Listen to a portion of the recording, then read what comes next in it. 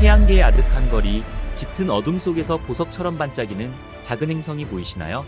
우리 태양계 가장자리에서 태양 주위를 도는 작고 차가운 외행성, 명왕성입니다.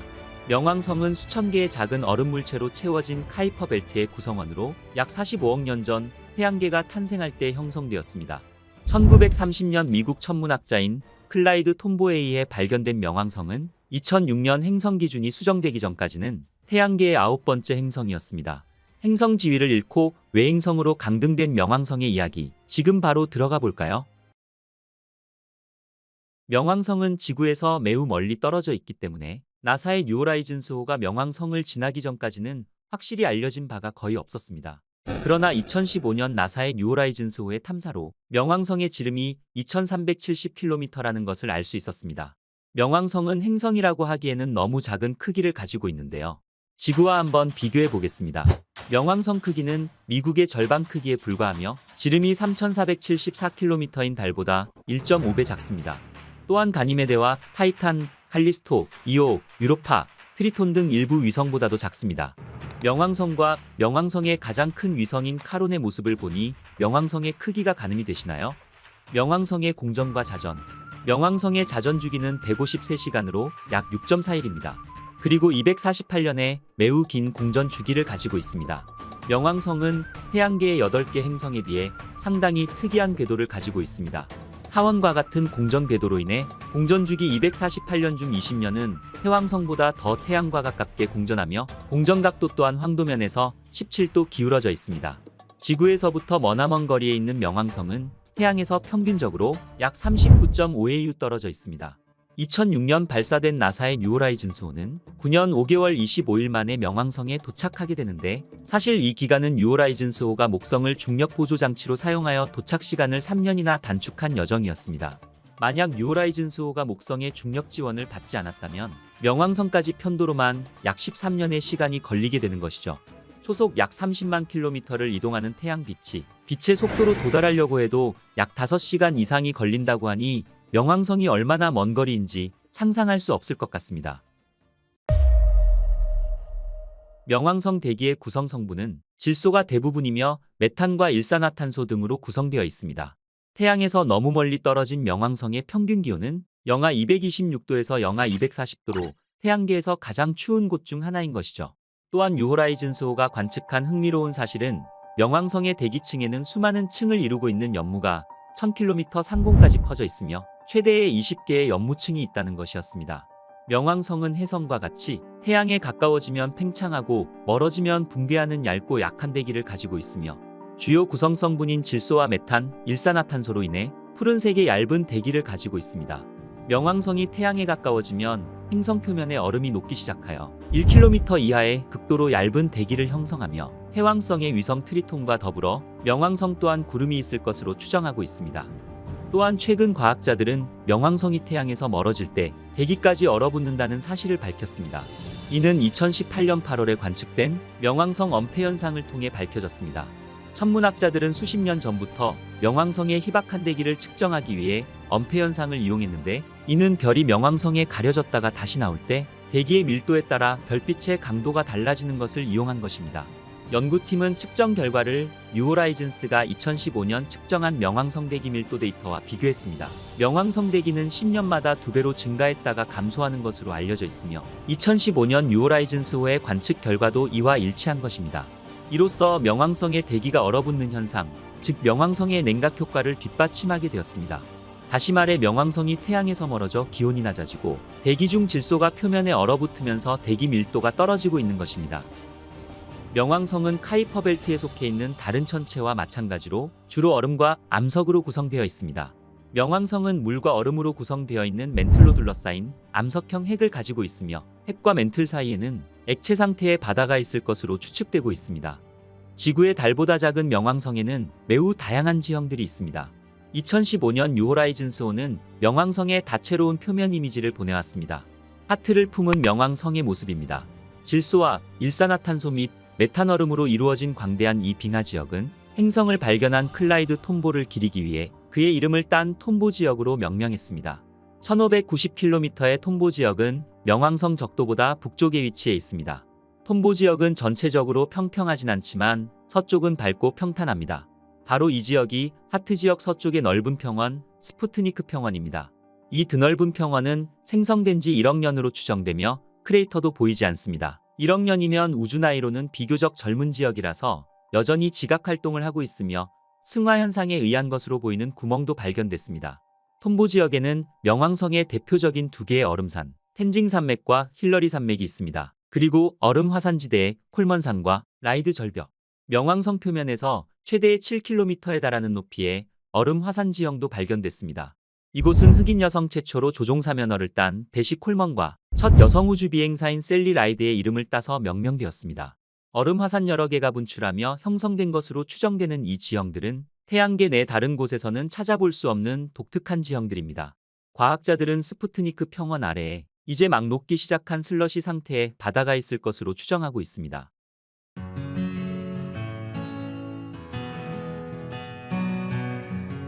명왕성의 또 다른 특징적인 모습은 바로 이 고래 모양의 지형입니다. 과학자들은 가로 3000km, 세로 750km에 이 고래 모양이 생긴 이유를 거대한 천체 충돌에 의해 발생한 것으로 추정하고 있습니다. 또한 이 충돌로 인해 위성 카론이 탄생했다고 보고 있습니다. 이 운석 충돌로 인해 명왕성에는 따뜻한 바다가 생기고 유기물도 생성된 것으로 추정하고 있는데요. 시뮬레이션 실험에선 유기 분자를 오랫동안 계속 가열하니 검은색이 적색으로 변색된 것입니다. 바로 이 같은 현상으로 인해 고래 모양이 생성됐다는 것이죠. 지금까지 과학자들은 명왕성이 태양에서 멀리 떨어져 있기 때문에 차갑게 형성되었다고 생각했습니다. 명왕성은 얼음과 암석이 뭉친 형태로 형성되었으며 이후 암석 내부의 방사성 물질이 붕괴하면서 나오는 열로 인해 얼음층 아래가 녹으며 바다가 생겼다는 이론이었죠. 2020년 6월 미국 UC 산타크루즈의 프란시스 니모 교수 연구진은 명왕성에 대한 새로운 사실을 밝혔습니다. 바로 명왕성 탄생 초기 온도가 높아 액체 상태의 물이 있었으며 생명체가 탄생할 조건을 갖췄다는 것입니다. 뉴호라이즌스호는 명왕성 표면 사진에서 깊이가 1.6km 이상이 되는 산마루와 골짜기를 발견했는데 이는 표면의 수축이 아닌 팽창으로 인해 균열이 생긴 것이라고 설명했습니다. 지각이 움직이고 있음을 보여주는 것이죠. 연구진의 설명은 명왕성 생성 초기에 소행성들이 잇따라 충돌하면서 엄청난 열을 전달했고 이것이 얼음층 아래의 액체 상태의 물로 이루어진 바다를 형성했으며 이후 온도가 내려가면서 바닷물이 얼고 부피가 팽창하면서 지각의 균열이 생겼다는 것입니다. 물이 얼면 부피가 증가하니 한겨울 물을 담아놓은 장독대가 깨지는 것과 같은 원리인 것이죠. 이번 연구는 처음부터 명왕성이 얼음 아래에 거대한 바다를 갖고 있었으며 이는 초기 생명체가 탄생할 조건을 갖춘 상태임을 밝힌 것이었습니다. 명왕성의 위성. 나사가 공개한 명왕성 위성의 가족 초상화입니다. 명왕성은 아주 작은 천체임에도 불구하고 크기와 모양, 자전 패턴이 다른 여러 개의 위성을 가지고 있습니다. 명왕성 이 위성은 카론, 닉스, 히드라, 케르베로스, 스틱스 등 5개의 자연위성들입니다. 이 위성들은 수십억 년 전 태양계 역사 초기에 명왕성이 다른 카이퍼 벨트 천체와 충돌하여 형성된 것으로 보고 있습니다. 명왕성의 쌍둥이 행성으로도 불리는 달, 카론입니다. 명왕성의 가장 큰 위성인 카론은 1978년 6월 22일 미국의 천문학자 제임스 크리스티에 의해 발견되었습니다. 당시 크리스티는 둥글기보다는 길쭉한 모양의 명왕성 주위를 공전하고 있는 달의 존재를 알아챘습니다. 이러한 카론의 발견으로 명왕성이 우주에 홀로 있는 것이 아니라 적어도 하나의 달을 가지고 있다는 중요한 사실을 알게 되었습니다. 카론의 크기는 명왕성의 약 절반 정도이며 질량의 중심은 명왕성 바깥쪽에 위치합니다. 또한 카론은 태양계의 다른 많은 천체들에 비해 상대적으로 작습니다. 카론의 평균 직경은 약 1212km이며 표면적은 약 460만 평방킬로미터로 이는 지구의 달 표면적의 약 6분의 1에 해당합니다. 카론이라는 이름은 그리스 신화에 나오는 지옥의 벳사공 카론으로 그가 모시는 왕이자 명계의 신인 하데스의 영어 이름 플루토를 명왕성의 영어 이름으로 한 것과 연관성을 높이기 위해 지어졌습니다. 명왕성의 가장 큰 위성인 카론은 조석으로 명왕성과 함께 동시에 회전합니다. 이것은 카론의 자전주기와 공전주기가 같다는 것을 의미하며 이는 카론이 공전할 때 행성을 향해 같은 얼굴만 바라보게 되는 것이죠. 이러한 카론의 동기회전은 명왕성과 카론 사이의 중력 조성력의 결과입니다. 명왕성과 카론의 평균 궤도는 약 19,570km이며 공전주기는 약 6.391로 명왕성의 자전주기와 같습니다. 사실 명왕성과 카론은 둘 사이 우주 공간에 위치한 질량 중심, 즉 베리센터 주위를 공전합니다. 이러한 독특한 현상으로 인해 천문학자들은 카론도 외행성으로 분류하여 명왕성과 이중행성으로 정의하였습니다. 결과적으로 카론은 명왕성 중심을 공전하지 않고 서로의 무게 중심 주위를 공전하는 것입니다. 2015년 명왕성과 카론을 근접 통과한 뉴호라이즌스호는 카론의 대기를 감지하지 못했습니다. 즉 카론은 대기를 가지고 있지 않는데요. 이는 카론의 낮은 표면 중력과 태양으로부터의 매우 먼 거리 때문으로 보여집니다. 지구 중력의 약 12분의 1에 불과한 카론의 낮은 표면 중력은 달이 대기를 유지하는 것을 어렵게 만듭니다. 평균 약 59억 킬로미터에 달하는 태양으로부터의 먼 거리는 카론의 극도로 추운 온도를 생성하게 합니다. 카론의 표면 온도는 평균 영하 229도로 추정됩니다. 이러한 차가운 온도는 가스가 냉동되어 고체 얼음으로 응축되기 때문에 카론의 대기가 존재할 가능성이 낮습니다. 카론의 내부 구조는 2015년 명왕성과 카론을 근접 통과한 뉴호라이즌스호의 관측을 통해 알 수 있었습니다. 카론은 규산염으로 이루어진 암석핵과 두꺼운 얼음층, 그리고 지각으로 이루어져 있습니다. 카론의 얼음 멘틀은 주로 얼음 결정 형태의 고체물로 구성되어 있으며 카론 전체 질량의 상당 부분을 차지하고 있습니다. 또한 카론의 지각은 물과 얼음, 메탄 및 질소와 같은 다른 휘발성 혼합물로 구성되어 있습니다. 카론은 대기가 거의 없음에도 불구하고 달의 표면은 충돌 분화구와 계곡, 그리고 세레니티 차스마라고 불리는 큰 협곡과 같은 흥미로운 특징들을 가지고 있습니다. 또한 카론의 표면은 암모니아와 메탄과 같은 물, 얼음 등으로 이루어져 있습니다. 이러한 표면 특징들은 충돌 크레이터, 지각 활동, 그리고 표면 아래에서 얼음 물질을 분출하는 과거의 저온 화산 활동에 의해 형성된 것으로 보여집니다. 그리고 명왕성이 다른 4개의 위성들은 카론보다 훨씬 작고 불규칙한 모양입니다. 명왕성의 나머지 4개의 위성들은 태양계의 많은 자연위성과 달리 조석으로 명왕성에 고정되어 있지 않습니다. 이 4개의 위성들은 모두 믿을 수 없을 정도로 빠르게 회전하며 명왕성의 서로 다른 면을 보여줍니다. 닉스 2005년 허블 우주 망원경에 의해 히드라, 케르베로스, 그리고 스틱스와 함께 발견된 닉스의 지름은 35에서 65km 정도로 비교적 작습니다. 명왕성과 다른 위성들처럼 닉스는 하이퍼벨트로 알려진 우리 태양계의 외곽 지역에서 태양을 돌고 있습니다. 닉스는 명왕성 주위를 거의 원형으로 도는 궤도에 있으며 하나의 궤도를 완성하는 데 약 24.9일이 걸립니다. 닉스는 그리스 신화에 나오는 태초신이며 밤의 여신으로 밤에 신격화된 존재입니다. 그녀의 존재는 올림포스를 다스리는 지배자인 제우스도 감히 함부로 할 수 없는 여신이었습니다.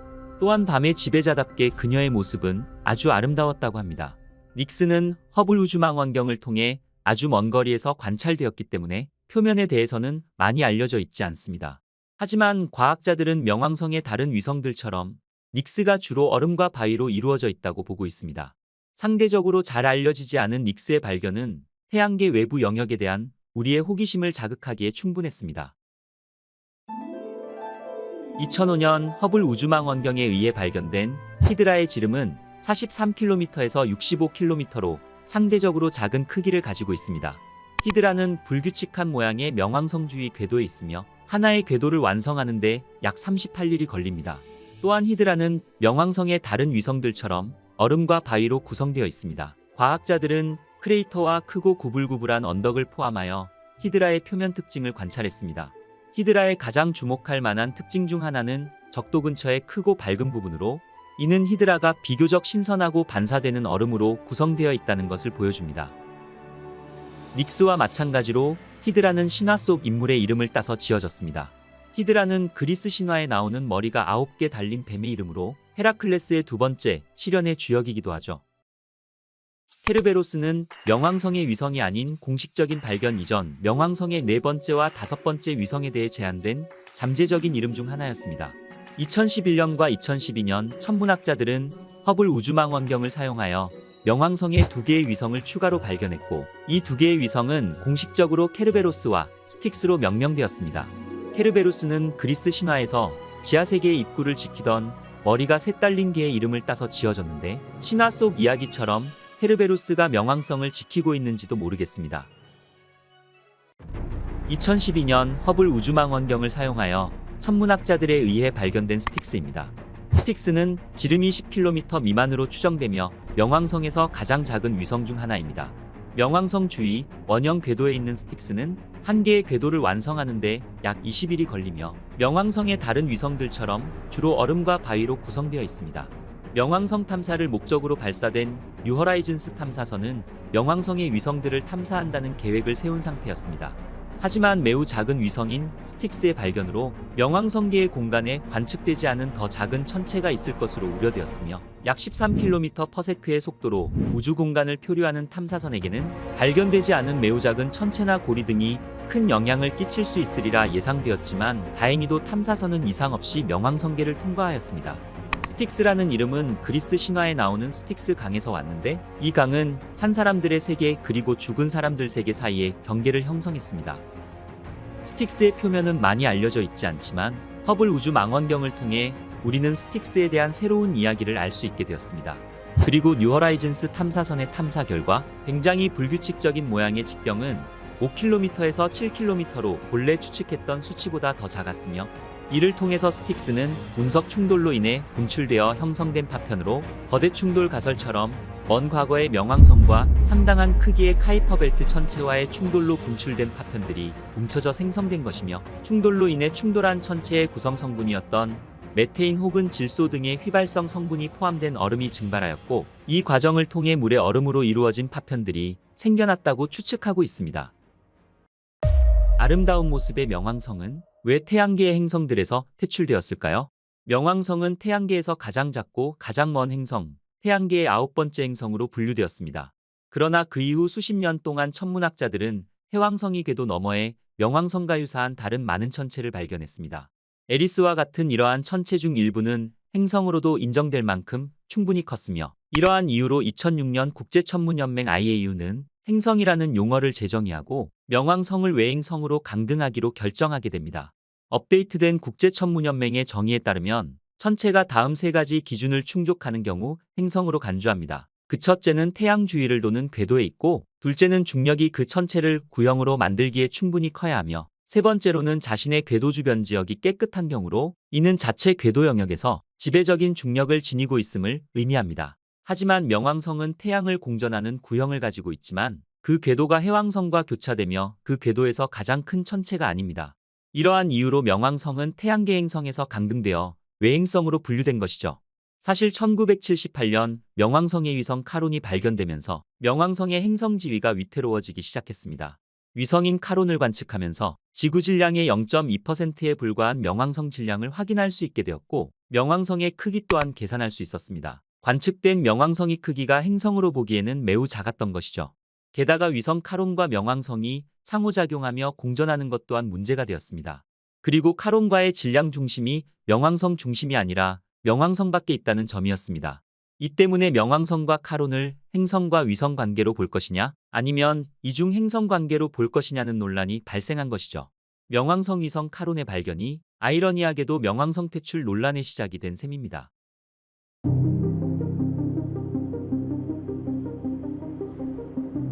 2006년 발사된 뉴허라이즌스 탐사선은 꼬박 9년 반을 날아간 끝에 마침내 수수께끼 같은 명왕성 세계에 도착했습니다. 우뚝 솟은 산과 얼어붙은 질소 얼음의 광대한 평원, 놀랍도록 아름다운 하트 모양의 숨막히는 이미지를 포착한 뉴허라이즌스 탐사선은 명왕성을 스치듯 지나면서 그 누구도 상상했던 것보다 훨씬 더 복잡하고 다양한 역동적인 명왕성의 세계를 보여주었습니다. 하지만 이야기는 여기서 끝나지 않았습니다. 놀라운 성공에 영감을 받은 뉴허라이즌스 탐사선은 탐험에 대한 경계를 훨씬 더 넓히기를 갈망하였고 이것은 대담한 목표로 이어졌습니다. 초기 태양계에 수많은 얼음 천체들이 살고 있는 신비로운 카이퍼 벨트를 탐험하는 것을 목표로 삼았습니다. 뉴허라이즌스는 지금 어디에서 무엇을 하고 있을까요? 뉴허라이즌스 탐사선은 명왕성을 근접 통과한 후 해왕성 너머에 위치한 얼음 천체들의 지역인 카이퍼벨트 더 깊은 곳으로 여행을 계속했습니다. 카이퍼벨트는 약 46억 년 전 태양계 탄생 초기 때 생긴 소행성들이 띠를 이루고 있는 영역입니다. 카이퍼벨트는 절대온도에 가까운 우주 냉동고로 완벽하게 동결된 물질들인 만큼 태양계 탄생의 비밀을 고스란히 간직한 채 태양계 가장자리를 떠돌고 있는 천체들의 동네를 말합니다. 명왕성이 이 카이퍼벨트의 하나라는 사실이 밝혀지면서 이 카이퍼벨트의 얼음체 형성 과정을 규명하는 것도 뉴호라이즌스호의 주요 임무가 되었죠. 명왕성과 짧은 만남이 있고 3년 반이 지난 후 뉴호라이즌스 탐사선은 2019년 1월 1일 새해 첫날 카이퍼벨트 소천체인 아로코스 곁을 지나가는 두 번째 역사적인 비행을 했습니다. 인류의 탐사선이 명왕성 넘어 카이퍼벨트 소천체 곁을 지나간 것 또한 처음 있는 일이었습니다. 물론 이번에도 뉴호라이즌스는 아로코스 곁에 머무르지 못하고 여전히 빠른 속도로 태양계 외곽을 탐사하고 있지만 아로코스에 대한 귀중한 자료를 우리에게 보내주었죠. 아로코스는 2014년 허브루 주망 원경을 사용하여 발견되었는데 지금까지 탐사된 것 중 가장 멀리 떨어져 있는 천체이자 가장 원시적인 천체입니다. 태양계의 시작으로부터 온 이 깨끗한 유물은 우주기원의 미스터리를 푸는 것을 도울 수 있는 비밀을 가지고 있었습니다.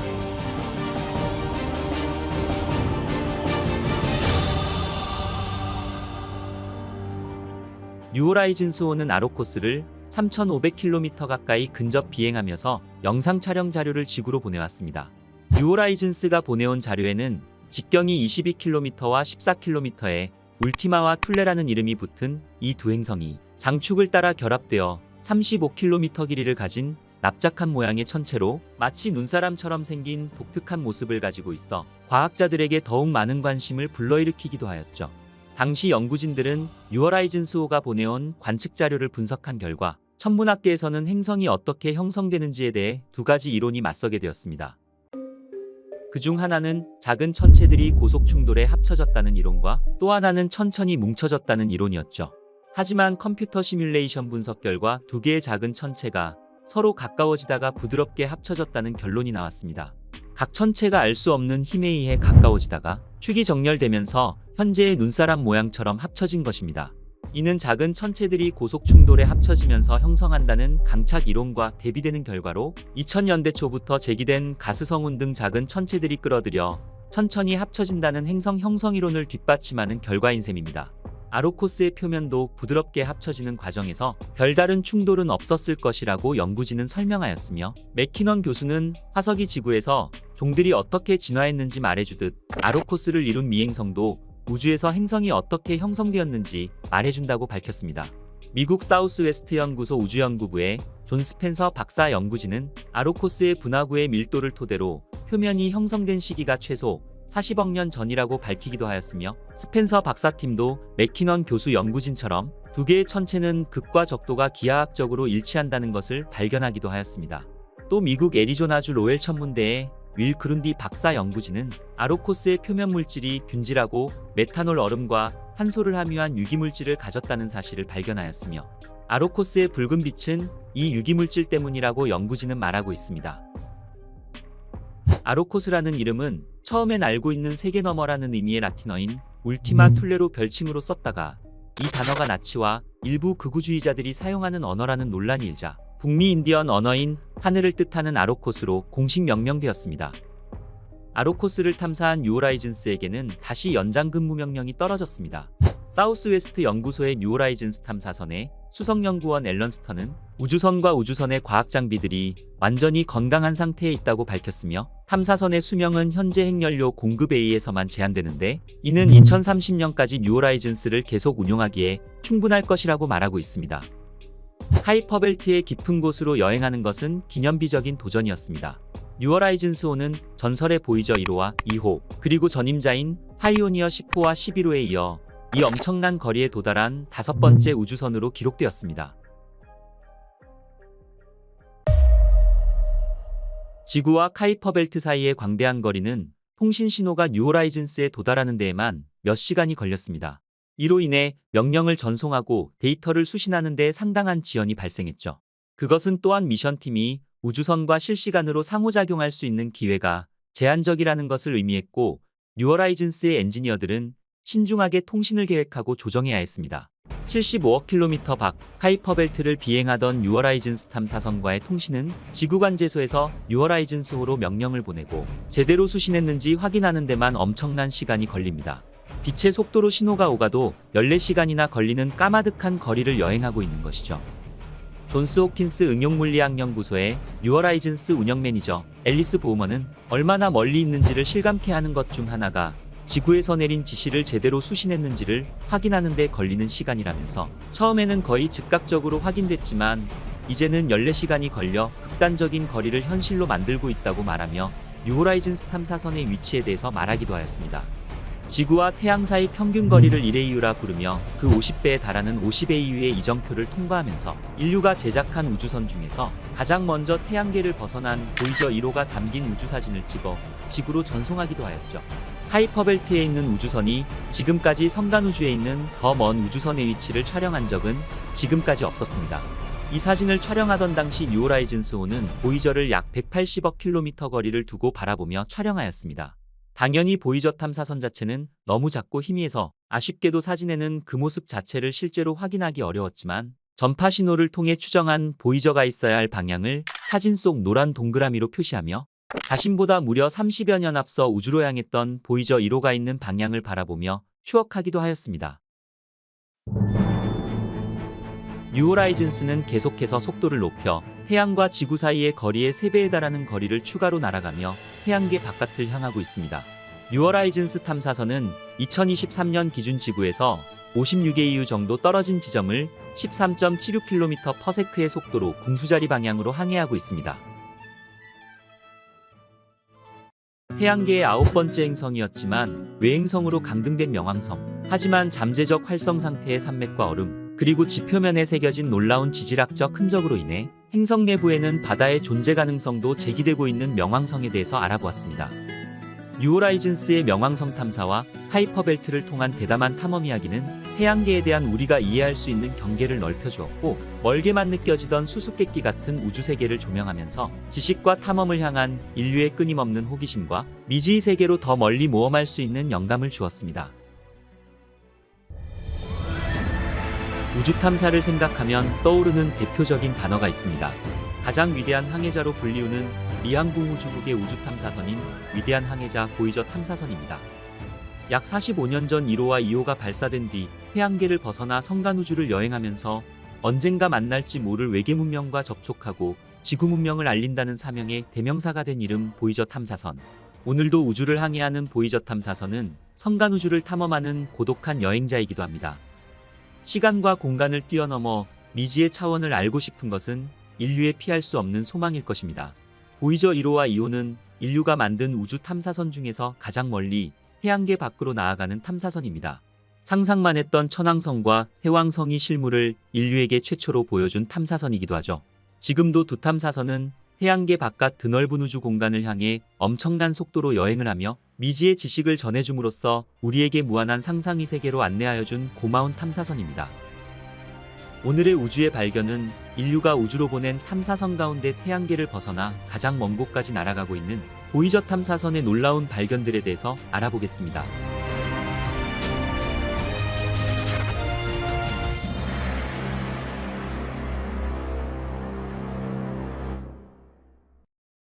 (1977년 8월 20일) 미국 플로리다주 케이프 커네버럴 공군기지에서 육중한 덩치를 자랑하는 타이탄3 센타우르 로켓이 불꽃과 함께 연기를 뿜으며 하늘로 솟구쳤습니다.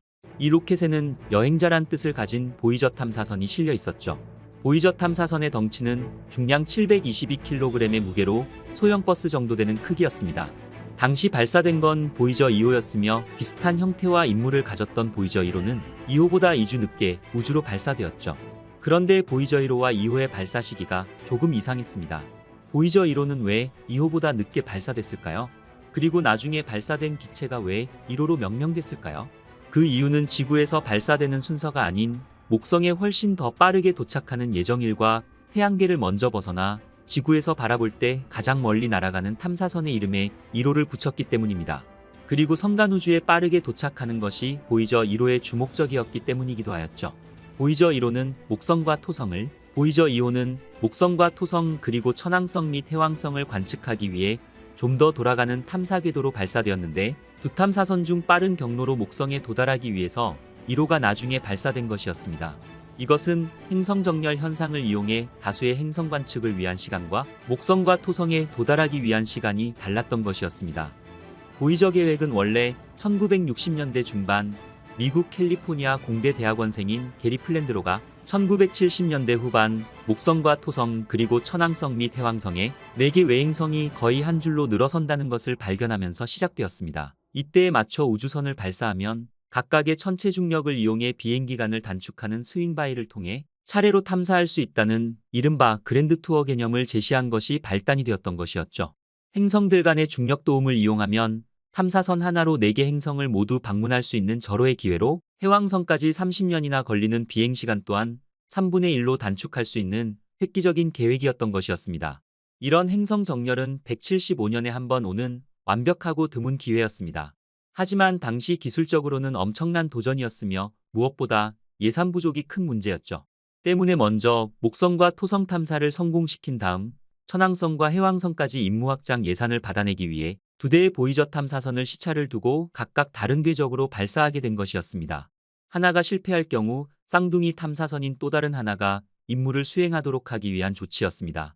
그리고 이 계획은 멋지게 성공했죠. 1977년 8월 20일 먼저 보이저 2호를 발사했고 이후 9월 5일 보이저 1호가 발사되었습니다. 보이저 1호는 석 달 만에 2호를 앞질러 1979년 3월에 목성을, 1980년 11월에 토성을 통과하였습니다. 그리고 보이저 탐사선은 2호와 가니메데, 칼리스토, 타이탄까지 탐사하며 지구로 전송한 사진들만 무려 18,000장에 이르는 사진을 지구로 전송하였죠. 보이저 2호는 발사 뒤 2년 만인 1979년 목성을 탐사하였으며 1981년에는 토성을 탐사하였습니다. 그리고 미국 항공우주국 나사는 천왕성과 해왕성까지 보이저 2호를 인도한 뒤에도 탐사선의 속도를 줄이지 않고 태양계를 벗어나 머나먼 우주를 탐사하는 임무를 시작하였습니다. 성간우주를 향해 나아가던 보이저 1호는 1990년 2월 14일 그 유명한 태양계 가족 사진을 촬영해 지구로 보내주었죠. 이 사진은 천문학자 칼 세이건이 몇 년 동안 나사를 설득해 얻어낸 것이었습니다. 하지만 반대가 상당했다고 합니다. 카메라를 갑자기 돌리면 망원 렌즈에 태양빛이 들어와 고장을 일으킬 위험이 크기 때문이었습니다. 하지만 딱 한 번만 시도해보자는 그의 설득에 손을 들어주어 보이저는 지구에서 약 60억 킬로미터 떨어진 해왕성 부근을 지날 때 카메라를 반대 방향으로 돌려 멀어져가는 태양계 가족 사진을 찍을 수 있었습니다. 인류 역사상 가장 철학적인 천체 사진으로 꼽히는 창백한 푸른 점. 해왕성과 천왕성, 토성, 태양, 금성, 지구, 목성이 잡힌 사진 속에서 지구는 아주 작은 점이었습니다. 거의 티끌처럼 보이는 점이 우리가 살고 있는 지구인 것이었죠. 이 사진은 우리가 살고 있는 지구 또한 우주의 관점에서 볼 때 광활한 우주 속에서 지구가 어떤 존재인지를 상징적으로 보여주는 것이며 지금까지 가장 먼 곳에서 바라본 지구의 초상화인 것입니다. 광활한 우주에 떠있는 보잘것없는 존재의 불과함을 보여주고 싶었다는 칼 세이건은 자신의 책 창백한 푸른 점에서 이렇게 표현하기도 하였죠. 저 점을 보라. 저것이 우리의 고향이다. 당신이 사랑하는 모든 사람들, 당신이 아는 모든 이들, 예전의 삶을 영위했던 모든 인류들이 바로 저기에서 살았다. 이 작은 점 한 구석에 살던 사람들이 다른 구석에 살던 사람들에게 보여주었던 그 잔혹함을 생각해보라. 얼마나 자주 서로를 오해했는지, 얼마나 기를 쓰고 서로를 죽이려 했는지, 얼마나 사무치게 서로를 증오했는지를 한번 생각해보라. 이 글을 읽을 때마다 전율이 오는 명문장입니다.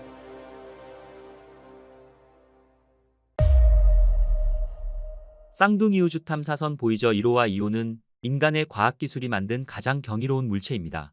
나사가 지금까지 쏘아 올린 250여 대의 우주 탐사선 가운데 지구에서 가장 멀리까지 날아갔고 가장 오래 탐사를 계속하고 있으며 지금도 시속 35,000마일의 속도로 날아가면서 매일 신호를 보내오고 있죠.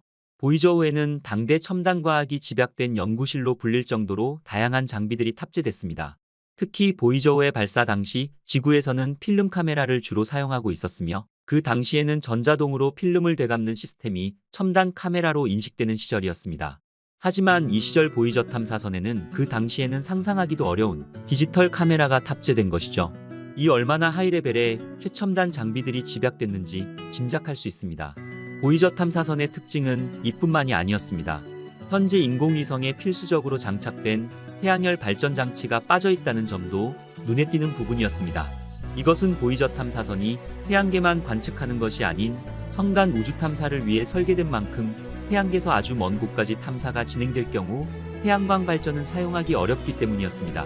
각종 측정 장비를 움직이는 에너지원을 탐사선에 내장된 핵물질인 플루토늄을 통해 이루어진 것이었습니다. 이것으로 보이저 탐사선이 장기 임무가 가능할 수 있었던 것이었죠. 먼저 태양의 소나기에서 벗어난 탐사선은 보이저 1호였습니다. 이동 경로가 2호와 달랐던 보이저 1호는 2012년 이른바 태양권의 경계선에 도달하였죠. 보이저 2호는 이보다 늦은 2018년 11월 5일 태양권을 돌파하였습니다. 우리가 익히 아는 태양계는 태양과 함께 태양의 중력에 묶여있는 천체들을 말합니다. 수성과 금성, 지구, 화성, 목성, 토성 등 크고 작은 행성들이 주요 구성원들이죠. 하지만 태양권은 태양에서 뿜어져 나오는 전기의 성질을 띤 입자의 바람인 태양풍이 미치는 범위를 뜻합니다. 태양은 핵융합을 하면서 간혹 우주 공간으로 항성풍을 날리고 있는데요. 태양의 힘이 엄청나기 때문에 태양풍이 미치는 태양권은 태양계보다 훨씬 넓은 의미를 뜻합니다. 이 현상으로 인해 우리 은하 속 성간 물질들이 밀려나 둥글게 거품처럼 동그란 원 모양의 경계면이 발생하는데 이를 태양권이라고 합니다. 눈에 보이지 않지만 엄연히 태양의 영역인 것이죠. 그리고 태양은 한자리에서 정지하고 있는 것이 아니라 한쪽 방향으로 계속 이동하고 있습니다. 항성풍으로 태양권에서 밀려난 입자들과 외부 성간 물질로 가득한 부분이 마치 혜성의 모습처럼 움직이는 방향으로는 좁게, 지나온 방향으로는 길게 구성되게 되는데 이곳의 경계를 태양권 계면이라 부르고 있는 것이죠. 천문학자들은 두 보이저호가 태양권을 통과하는 순간을 태양계에서 벗어난 순간으로 전하고 있습니다. 보이저 2호가 이 태양권을 넘어서면서 나사는 태양권의 크기가 일정치 않다는 사실을 발견했습니다. 보이저 1호가 2012년 통과했을 때 측정한 태양권 경계의 위치가 2018년 보이저 2호가 지나갔을 때와 달랐다는 것입니다. 나사에 따르면 보이저 1호는 122.6AU 지점에서 태양권을 벗어났지만 보이저 2호는 119.7AU에서 태양의 힘을 뿌리쳤다는 것이었죠. 1AU는 태양과 지구 사이 거리인 1억 5천만 킬로미터를 뜻하는 천문학 개념입니다. 이것은 6년 만에 태양권이 꽤 많이 좁아졌다는 것을 의미하는 것이었습니다. 나사는 태양 활동이 11년 주기로 활발했다 잠잠해졌다를 반복하는 것에 주목하였습니다. 태양 활동이 활발하다는 것은 태양풍의 양이 증가한다는 것을 의미하는 것으로 보이저 1호가 태양권 계면을 통과한 바로 2012년 그 시점이었다는 것입니다. 하지만 보이저 2호가 태양권 계면을 통과한 2018년에는 2012년보다 태양 활동이 훨씬 줄어 있었던 것이었죠. 이 때문에 태양풍의 양도 줄어 태양권 크기가 좁아졌다는 것이었습니다.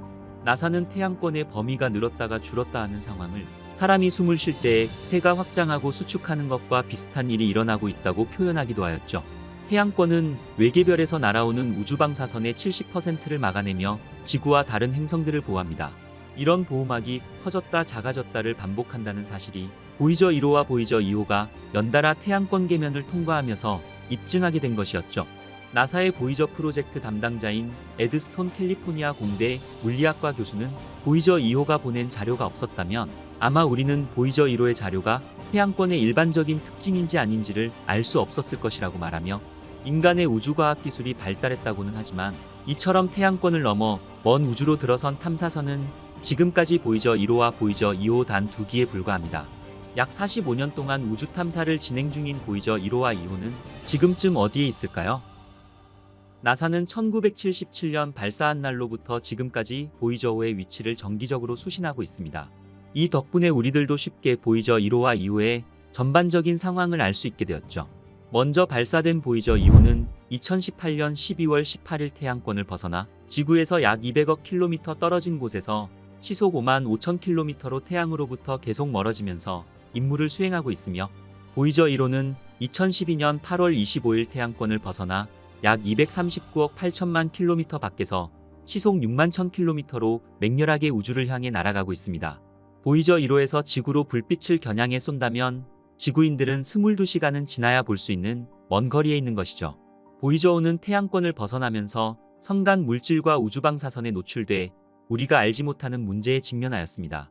탐사선의 움직임을 담당하는 자세 제어 시스템에 알 수 없는 오차가 발생해 지구를 향하는 안테나의 방향이 틀어졌던 것이었죠. 그리고 지구에서 수신되는 시그널의 세기도 약해졌습니다. 이를 통해 앞으로는 다른 장비들도 조금씩 손상을 입어 제 기능을 하지 못하게 될 것입니다. 아무리 원자력 전지가 오랜 시간 구동된다고 해도 플루토늄의 반감기가 존재하는 만큼 보이저 탐사선의 성능은 조금씩 떨어질 수밖에 없습니다. 연간 약 4와트씩 에너지가 감소해 탐사선에 내장된 장비들을 돌릴 수 있는 수준의 전기를 만들지 못해 약 2025년이면 에너지가 고갈되어 임무를 마칠 예정인 것이죠. 이에 나사는 효율적인 기기운용으로 임무기간을 늘리기 위해 한정된 전력을 최대한 아끼며 당장 필요하지 않은 장비의 보온용 전기를 끊는 식으로 보이저호의 기능을 하나둘씩 끄면서 운영하고 있지만 이마저도 약 2030년이면 에너지가 고갈되어 모든 관측 장비의 운영이 종료될 것입니다. 이처럼 성간 우주를 여행하는 보이저 탐사선은 최소한의 동작 장비만을 가동시키며 나아가고 있습니다. 보이저 1호는 지구를 기준으로 했을 때 태양계 위쪽으로 날아가고 있으며 2호는 아래쪽으로 날아가고 있죠. 이에 보이저 1호는 미국 캘리포니아 스페인 마드리드 북반구에서 2호는 호주 캔버라 남반구에 위치한 전파 안테나 네트워크인 심우주 네트워크로 희미해진 신호까지 추적하며 수신하고 있습니다. 성간 우주를 여행하며 서서히 망가져가는 보이저 1호와 2호는 서서히 잠들어갈 것입니다. 하지만 이들의 임무는 성능이 멈춘다고 해도 끝나는 것이 아닙니다. 과학 장비의 운용은 불가능하지만 등속으로 우주를 항해 중인 쌍둥이 탐사선들은 머나먼 우주를 향해 계속 나아가기 때문입니다. 나사에서는 보이저호가 약 300년 후에는 태양권을 둘러싼 오르트 구름에 도달할 것으로 예측하고 있으며 약 1만 6,700년 후에는 프록시마 센타우리에 도착할 것으로 추정하고 있는 것입니다. 또한 약 4만 년 정도가 지난다면 보이저 1호는 기린자리 방향으로 17광년 떨어진 글리제 445 항성계를 근접할 것으로 추정하고 있죠. 그 뒤에도 두 우주선은 수백만 년 동안 은하계를 계속 떠돌 것입니다. 이러한 점을 이용해 보이저호에는 다른 탐사선과는 차별화된 특별한 임무가 하나 더 있습니다. 바로 골든 레코드입니다. 천문학자 칼 세이건의 아이디어로 탑재된 이 디스크는 보이저호의 임무가 종료된 이후 외계 문명과 접촉했을 때 그들에게 지구 문명에 대한 정보를 전하기 위해 장착된 것이었습니다. 골든 레코드 안에는 지구의 다양한 소리와 인류를 소개하는 정보가 담겨 있죠. 바로 자연의 소리와 음악, 한국어를 포함해 55개 언어로 된 인사말이 담긴 금속 레코드판을 싣고 우주인을 만나 이를 전달하는 인류의 전령사 역할인 것이죠. 이들 지역의 외계 문명이 존재한다면 골든 레코드와 함께 인류의 소식을 전달할 수 있을 것입니다. 보이저 탐사선은 결국 동력이 부족해 2030년경에는 모든 기능의 작동이 멈출 것입니다. 하지만 골든 레코드는 소행 성능과 충돌하지만 않는다면 수십억 년 동안 고물이 된 보이저호와 함께 우주 공간을 날아갈 것입니다. 만약 그 사이에 인류가 멸망하거나 지구가 종말한다면 우주의 마지막 남은 인류의 흔적이 될 수도 있겠죠. 만약 외계 생명체가 존재한다면 그때 외계 문명인들은 과연 어떤 표정을 지을까요? 미래의 보이저호는 지구인의 메시지를 해독할 그 누군가를 만날 수 있을까요? 여러분들은 어떻게 생각하시나요? 보이저 탐사선이 외계인과 만날 수 있을까요? 여러분들의 생각을 댓글에 남겨주세요. 대부분의 사람들은 우주에 가만히 있는 태양 주위를 지구가 단순히 돌고 있다고 생각하며 자라왔습니다. 그리고 태양계의 모든 행성들이 같은 방향으로 태양을 공전하고 있다고 알고 있죠. 하지만 더 깊이 파고들면 들수록 태양계와 지구가 은하계를 통과하는 훨씬 더 복잡하고 매혹적이다는 사실을 알게 될 것입니다. 우리는 어렸을 때부터 우리가 살고 있는 태양계가 태양을 중심으로 평평한 원반 궤도를 공전한다고 배우며 광활하고 신비로운 우주의 모습을 상상해왔죠. 그리고 그것을 당연하다고 여겨왔습니다. 하지만 이것이 그저 엄청난 우연의 일치였을까요? 우주에 어떤 일이 있어서 이렇게 된 것일까요? 우리는 이것이 우연의 일치가 아닌 것을 짐작할 수 있습니다. 왜냐하면 우리가 살고 있는 지구가 태양 주위를 공전하는 행성들과 함께 모두 같은 방향으로 태양 중심을 회전할 뿐만 아니라 동시에 놀라운 속도로 전체 태양계가 우주를 향해 돌진하고 있다는 사실을 알게 될 것이니까 말이죠. 오늘의 우주의 발견은 우리 태양계의 모든 행성들이 같은 궤도면에서 공전하고 있는 이유와 은하계를 통과하는 태양계와 지구가 실제로 어떻게 움직이는지에 대해서 알아보겠습니다.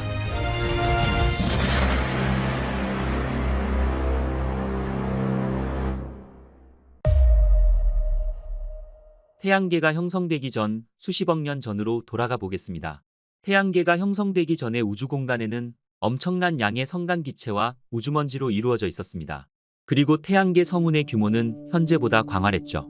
지금으로부터 약 46억 년 전 성간 가스와 먼지 덩어리로부터 태양계의 형성이 시작되었습니다.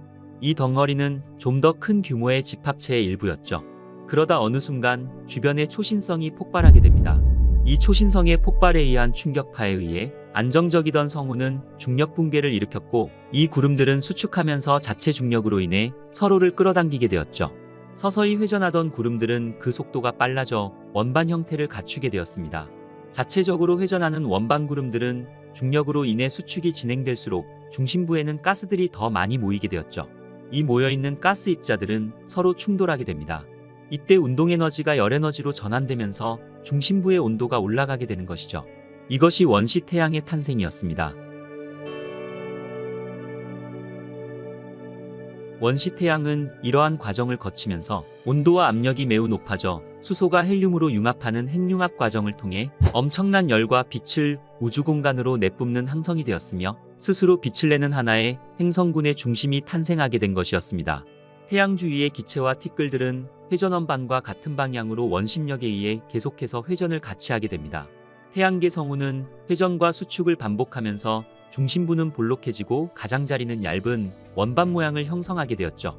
이 가스와 먼지 구름들은 중력에 의해 충돌하고 달라붙으면서 크고 작은 덩어리를 이루며 원시 행성을 형성하는 물질로 성장하게 됩니다. 이것은 회전축의 수직 방향으로 작용하는 원심력에 의한 것이었습니다. 태양은 원시 태양계 전체 물질의 질량의 99.86%를 모아 응축되어 형성되었으며 태양이 응축되고 남은 성운의 고리 부분을 구성했던 가스와 먼지들은 회전을 계속하며 뭉쳐지고 커지면서 작은 덩어리로 만들어졌습니다. 이 덩어리들은 서로 잡아당기고 모여서 점점 덩치를 키우며 충돌하는 과정을 통해 행성과 외소행성 그리고 해성들이 만들어지게 된 것입니다. 원시 태양에 가까운 영역에서는 메테인과 암모니아 등과 같은 가벼운 물질들은 증발하였으며 녹는 점이 높은 규소와 철, 니켈과 같은 무거운 물질들은 산소와 결합해 지구와 같은 암석형 행성들이 만들어지게 되었습니다. 이때 태양에서는 수소핵 융합 반응이 계속해서 일어났으며 이로 인해 강력한 태양풍이 발생하여 원시 태양 주변의 가스와 먼지들을 태양계 바깥으로 날려보내게 됩니다.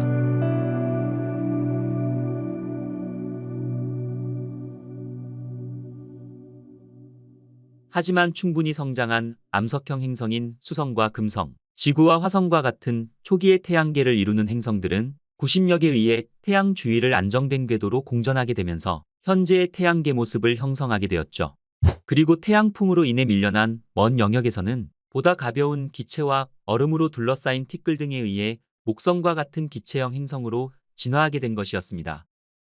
처음에는 원시 태양 주변으로 유입되는 물질들이 모든 방향에서 끌려들어와 원시 태양계는 매우 혼란스러운 환경이었을 것입니다.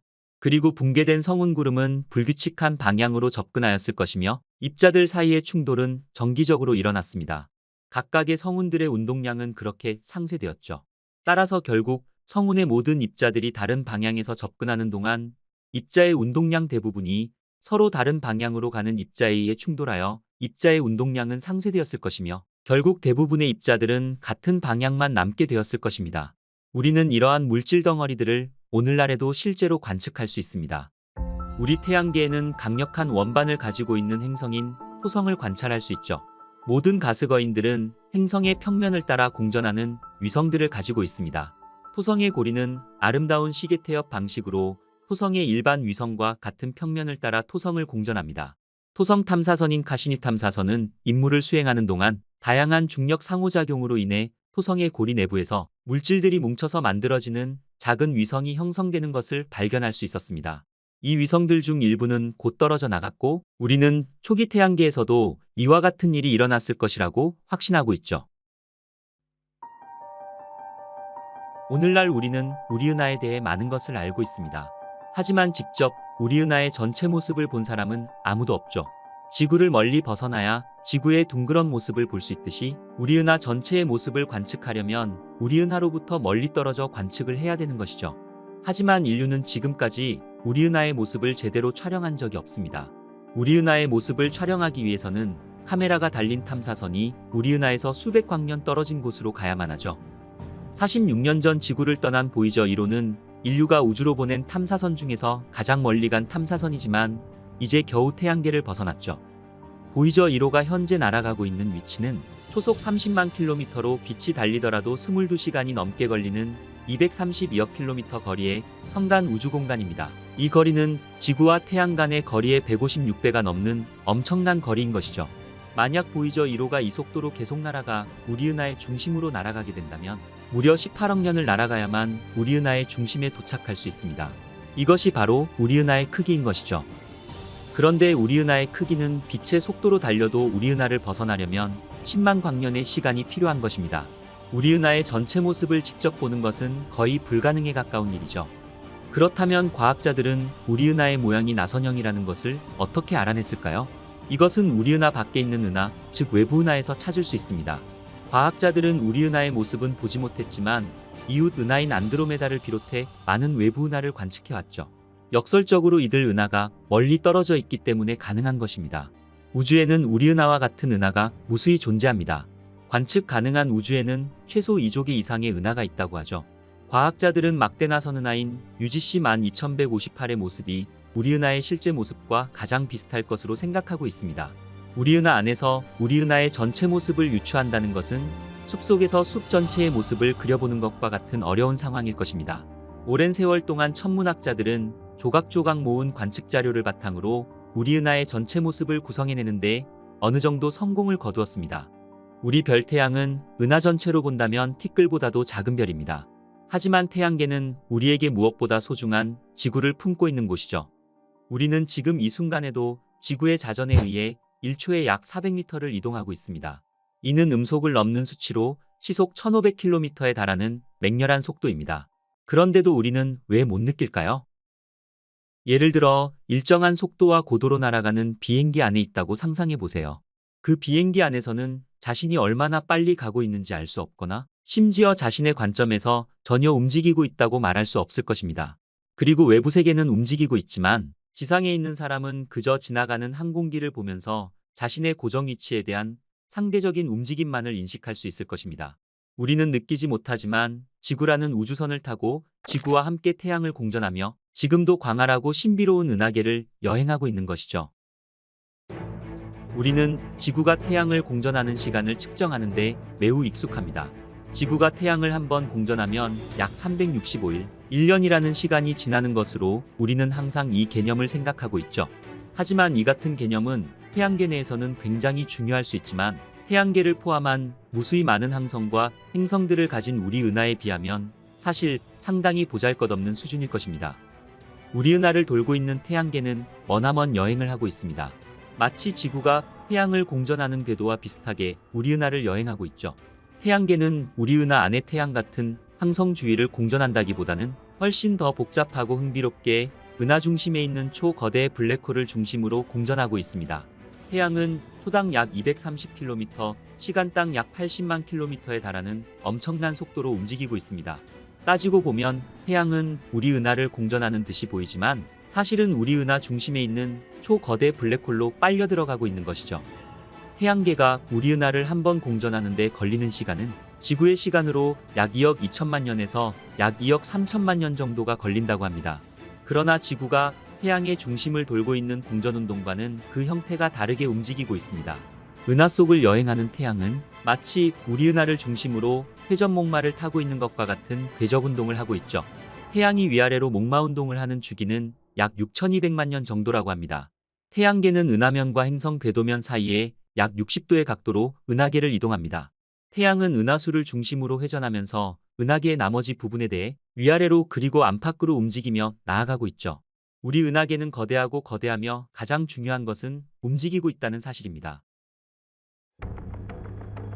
모든 별과 행성, 가스구름과 먼지 알갱이 하나까지도 그 내부를 돌아다니며 중력에 기여하고 영향을 받는 것입니다. 태양이 은하궤도를 공전할 때 회전목마와 같은 운동을 약 6200만 년 주기로 한다면 그것은 분명 같은 주기 때마다 지구에도 영향을 주었을 것입니다. 이것은 태양이 어떤 위치에서 이동하고 있느냐에 따라서 태양의 가속도가 달라질 수 있을 것이며 이는 지구 궤도에도 변화를 일으켜 지구의 날씨 또한 엄청난 영향을 주었을 것입니다. 그리고 태양이 은하궤도를 공전할 때 만약 별들이 밀집한 지역을 통과하는 경우라면 다른 별들의 중력에 의해 영향을 받아 태양계 주변의 오르트 구름에 있는 소행성들에게 섭동을 일으켜 오르트 구름에 속해 있던 소행성들이 궤도를 이탈할 것이고 이들은 혜성이 되어서 태양계 내부를 향해 돌진할 수도 있을 것입니다. 이 같은 주기로 혜성이 많아진다면 지구와 혜성과의 충돌 확률 또한 높아졌을 것입니다. 공룡의 멸종이 소행성들과의 충돌에 의한 것이었음을 감안한다면 충분히 가능성이 있는 이야기인 것이죠. 적어도 우리는 그 걱정은 안 해도 좋을 듯합니다. 우리의 먼 후손들은 그에 대해서 걱정해야 하겠지만 과학자들은 이와 같은 주기에 의해 멸종이 있다 하더라도 다음번 멸종은 약 1500만 년 이후로 예상되어 있으니까 말이죠. 우리는 그동안 지구나 금성, 화성의 운동을 고정된 태양을 공전하는 타원 운동으로 알고 있었습니다. 그러나 태양 역시 은하의 중심을 따라 공전한다는 사실을 감안한다면 지구나 화성 같은 행성 역시 태양을 따라서 은하의 중심을 회전하는 운동을 하게 되는 것이죠. 따라서 이것은 우리 태양계 내부의 행성들의 운동은 태양을 중심으로 본다면 타원 운동이라 할 수 있겠지만 은하를 중심으로 본다면 나선 운동이라 할 수 있을 것입니다. 과학자들은 태양이 우리 은하를 지금까지 25바퀴 정도 돈 것으로 예측하고 있습니다. 태양이 앞으로도 그만큼을 더 돌게 된다면 태양의 수명은 다하게 될 것입니다. 우리 태양은 적색거성이 되어 태양계는 종말을 맞게 되겠죠.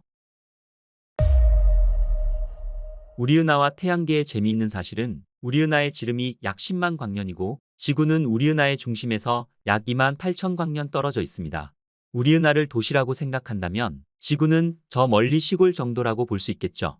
그렇다면 만약 우리 태양이 더 은하의 중심부에 가까웠다면 우리는 더 많은 외계에 의해 변화를 겪었어야만 했을 것입니다. 이것은 더 많은 소행성들과의 충돌이나 더 심한 기온 변화를 겪어야만 했겠죠. 우리의 태양은 우리 은하에서는 다소 한적한 곳에 위치하고 있습니다. 다행히도 이 위치는 우리 인류의 생명이 탄생하여 진화하는 데 있어 최적의 위치가 되었죠. 그렇다면 만약 현재보다 더 바깥쪽에 아주 한적한 곳에 위치했다면 어땠을까요?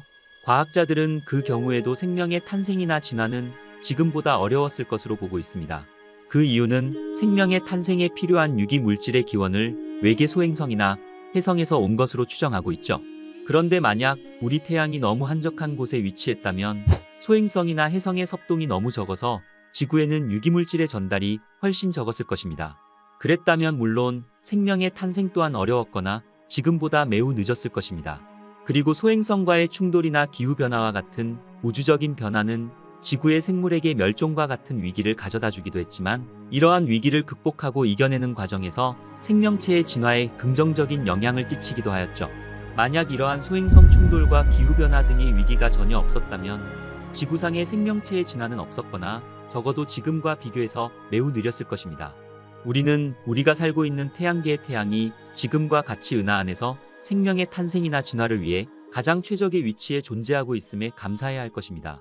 우주는 너무나 조화롭습니다.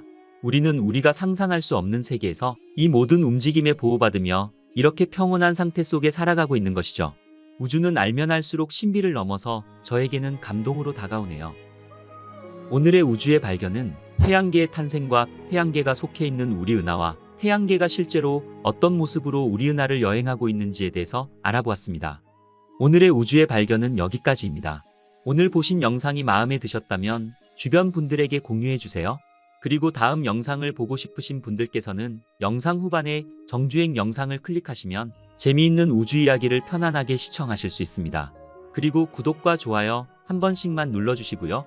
저는 또 재미있는 우주 이야기를 가지고 다시 찾아뵙겠습니다. 끝까지 시청해주셔서 감사합니다.